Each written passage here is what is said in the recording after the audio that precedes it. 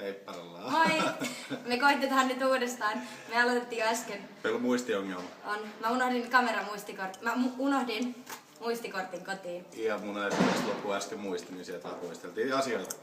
Mutta anyways, tänään aikoo olla mahtavat treenit. Eilen ei ollut ehkä niin mahtavat treenit. Niin kuin näitte, en oo muitteni tänään päähän. Mutta tänään aikoo mennä tosi kurjasti. Me ollaan ihan sikana. Me tultiin nyt aikaisemmin tänne vähän lämpäilemään tai...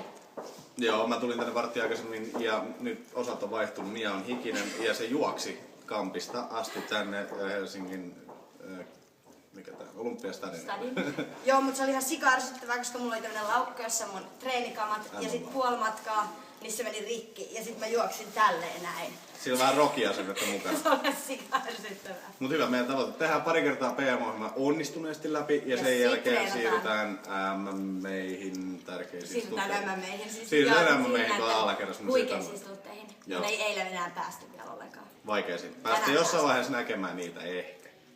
Ja PM on mitä? 3 viikon päästä. Joo. Mä en tuu paikalla. No okei, se oli siinä. Moikka!